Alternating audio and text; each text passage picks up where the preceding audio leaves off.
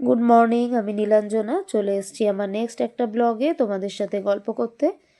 কালকে রাত থেকে না শরীরটা খুব খারাপ, জানো তো, মাথাটা এত ধরেছে। তো ওষুধ খেয়েই রাতে শুয়েছিলাম কালকে। তো আজকে সকালবেলা উঠে দেখলাম প্রচণ্ড হাওয়া দিচ্ছে বাইরে।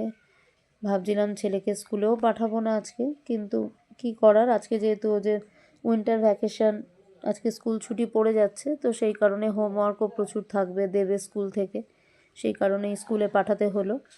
তো সকাল সকাল ছাদে এসে কাজগুলো করে নিয়ে যখন নিচে গেলাম, তারপর তো এবার রান্নাটাও বসাতে হবে।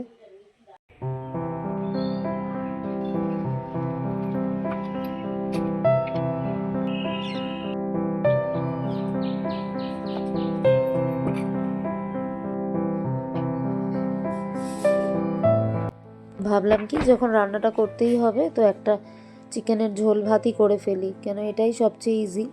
তো চিকেনটা আজকে আর কষাভাবে রান্না করিনি, শুধু একটু ঝোল, আলু দিয়ে পাতলা ঝোলই করেছিলাম। হাজব্যান্ড দেওর দুজনেই বেরোবে, ওদের রান্নার একটা তাড়াও থাকে। তা আলুগুলো ভেজে নিয়ে একটু পাতলা চিকেনের ঝোলই করেছিলাম। শরীরটাও ভালো লাগছে না যে একটু কিছু অন্য আর আইটেম করব, সেরকম কিছু করাও হয়নি। একটু ডাল করেছিলাম আর একটু পাতলা চিকেনের ঝোল করেছিলাম আর একটু আলু পেঁয়াজ কলি ভেজেছিলাম। এই তিনটে আইটেমই আজকে রান্না করেছিলাম।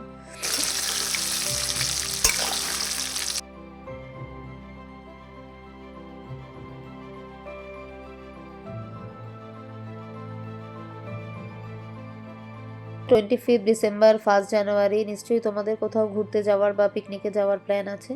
আমাকে অবশ্যই জানিও তোমরা কোথায় পিকনিক করতে বা ঘুরতে যাচ্ছ। আমার এবছর অবশ্য কোনো সেরকম প্ল্যান নেই এখনো পর্যন্ত, দেখা যাক কী হয়। যদি যাই তোমাদের সাথে অবশ্যই শেয়ার করব। তোমরা সবাই কেমন আছো জানিও।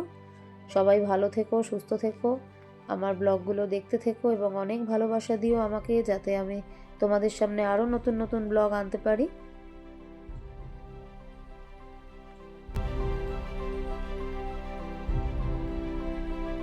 ভিডিওটা এখানেই শেষ করছি। তোমাদের সাথে দেখা হবে নেক্সট একটা ব্লগে। ভালো থেকো।